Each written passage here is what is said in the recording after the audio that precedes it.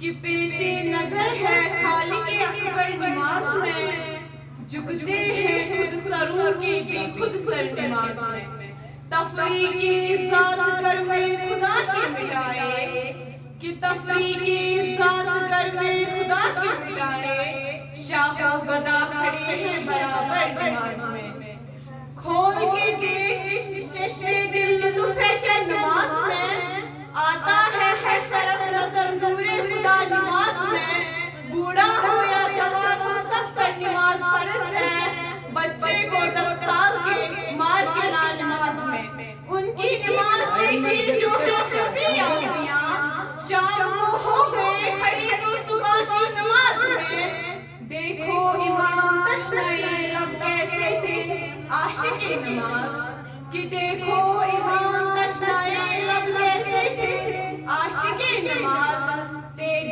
تھی حلق پر رواں سر تھا جھکا نماز میں۔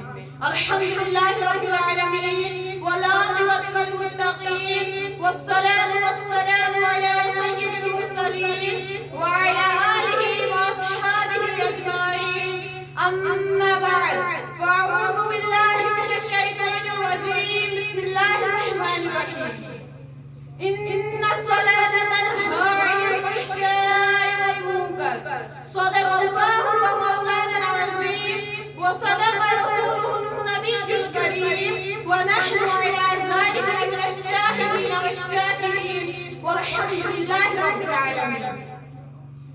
اے عزیزو فرض ہے ہر طرح سے تم پر نماز، ہے یہ واجب سرخ رو مسجدیں ہو پڑھ کر نماز، جان کو دل کو ہمیشہ رکھتی ہے خوشتر نماز، جامعہ کو رکھتی ہے پاک اور جسم کو اطہر نماز، مرد و عورت لڑکا و لڑکی خاتم و لونڈی غلام، چاہے پڑھتے رہے چھوٹے بڑے گھر گھر نماز، فجر و ظہر عصر و مغرب اور عشاء کی رات دن، پنجگانہ پر جماعت سے ہمیشہ ہر نماز، ہے بہت تاکید قرآن میں نہیں ہوتی ہے معاف، کہ ہے بہت تاکید قرآن میں نہیں ہوتی ہے معاف، شادی ہو یا غم کسی حالت میں مومن پر نماز۔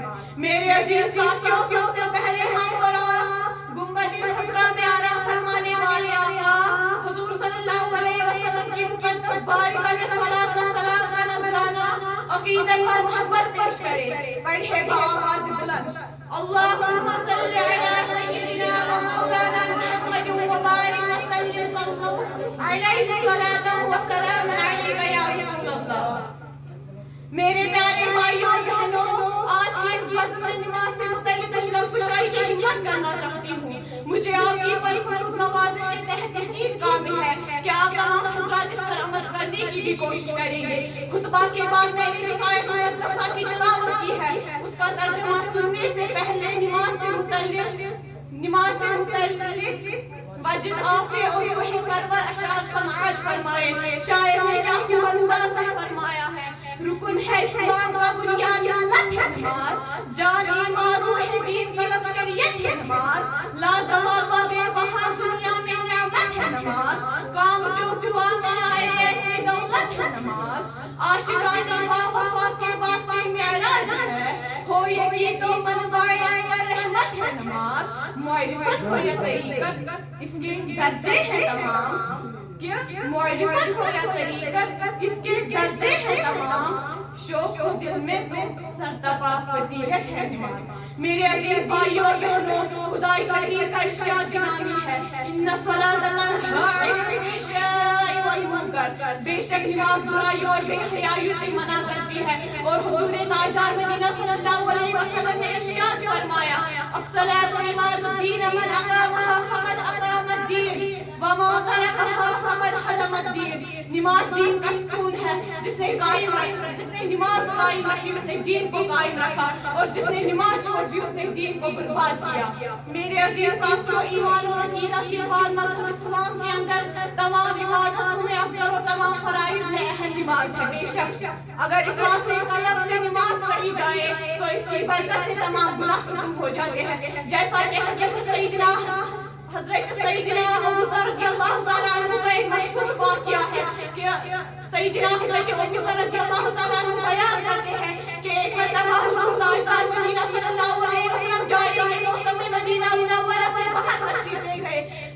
کا زمانہ تھا، ایک درخت کی دو ٹہنیوں کو حضور صلی اللہ علیہ وسلم نے حرکت دی تو اس کے پتے گرنے لگے. پھر آپ صلی اللہ علیہ وسلم نے حضرت ابو ذر کو پکارا. انہوں نے عرض کی حاضر ہوئی آپ صلی اللہ علیہ وسلم. تو میرے نبی نے کیا خوب انداز سے فرمایا. میرے نبی نے فرمایا کہ اے ابو ذر، جب بندہ صرف خدا کے لیے نماز پڑھتا ہے تو اس کے بدن سے گناہ اس طرح جڑ جاتے ہیں جس طرح اس درخت کے پتے. سبحان اللہ. اور ایک واقعہ سیدنا حضرت ابو ہریرہ رضی اللہ تعالیٰ عنہ کا بہت مشہور ہے کہ سیدنا حضرت ابو ہریرہ رضی اللہ تعالیٰ عنہ بیان کرتے ہیں کہ ایک مرتبہ حضور سرور کائنات فخر موجودات احمد مجتبی محمد مصطفیٰ صلی اللہ علیہ وسلم نے ارشاد فرمایا کہ اگر تم لوگوں میں سے کسی کے دروازے پر ایک نہر جاری ہو اور وہ اس میں روزانہ 5 مرتبہ غسل کرے تو کیا اس کے بدن پر کچھ میں باقی رہ جائے گا؟ صحابہ کرام نے عرض کیا نہیں یا رسول صلی اللہ علیہ وسلم، اس کے بدن پر کچھ میں باقی نہیں رہے گا. تو میرے نبی نے کیا خوب انداز سے فرمایا. میرے نبی نے ارشاد فرمایا بس یہی مثال پانچوں نمازوں کی ہے.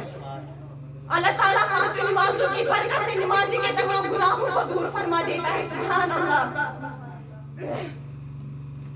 اس سے بڑھ کر نماز کی محبوبیت و افضلیت اور کیا ہو سکتی ہے کہ نمازی جب اخلاص سے قلب اور صلاحیت کے ساتھ نماز پڑھ لیتا ہے تو خدا وحدہ لا شریک خوش ہو کر اس نمازی بندے کے سر سے گناہ کا بوجھ اتار کر اسے پاک و صاف کر دیتا ہے.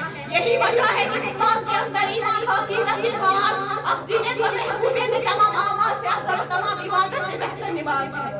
نمازی وہ عبادت ہے جس کے ذریعے مومن کو خدا تعالیٰ کی نزدیکی حاصل ہوتی ہے. چنانچہ حضور سرور کائنات فخر موجودات احمد مجتبی محمد مصطفیٰ صلی اللہ علیہ وسلم ارشاد فرماتے ہیں کہ بندے کو سب سے زیادہ نزدیکی اس وقت حاصل ہوتی ہے جب وہ سجدہ سجود ہوتا ہے.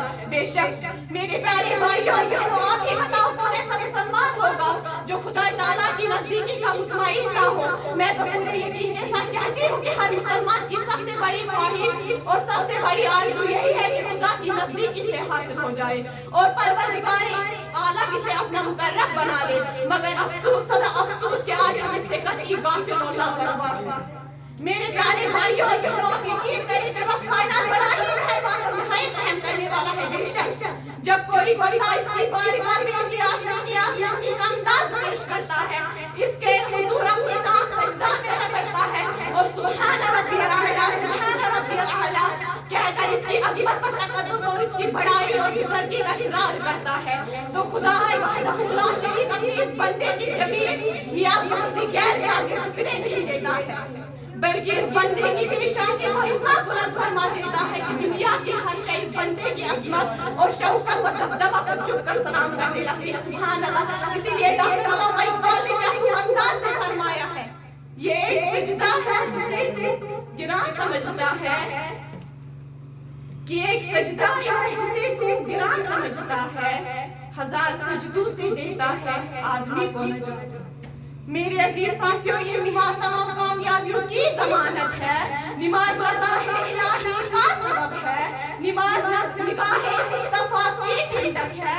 نماز فرشتوں کی پسندیدہ شے ہے. نماز انبیاء علیہ السلام کی سنت ہے. نماز سکون قلب ہے. نماز راحت جان ہے. نماز مومن کا نور ہے. نماز دل کا سرور ہے. نماز دشمنوں کے مقابلے کے لیے ہتھیار ہے. نماز چراغ قبر ہے. نماز مومن کی معراج ہے. نماز جنت کی کنجی ہے. نماز قرار دل مسلم ہے. نماز آتش جہنم کے لیے اڑ ہے. نماز دعا کی مقبولیت کا ذریعہ ہے. نماز منکر نکیر کے جواب میں آسانیاں پیدا کرتی ہے. نماز دل کو نورانیت عطا کرتی ہے. نماز اخوت و مساوات کا درس دیتی ہے. نماز بے حیائی اور برائیوں کو دور کرتی ہے. نماز مفلسی، تنگدستی اور مخلوق الحالی سے نجات دیتی ہے. نماز مشکلوں اور پریشانیوں کو دور کرتی ہے. اسی لیے شاعر نے اپنے انداز سے فرمایا نماز اسلام کا رکن خصوصی حکم یزدانی، کہ نماز اسلام کا رکن خصوصی حکم یزدانی. نماز اصل عبادت غایت معراج روحانی. نماز آنکھوں کی ٹھنڈک، دل کا چین، ایمان کی خوشبو. نماز انسانیت کی جان و ذکر اللہ ہو. نماز اقرار ابدیت کا اسرار زینت ہے. نماز اللہ سے ملنے کا بہتر طریقہ ہے. نماز آب ضلع رحمت رب عالم ہے.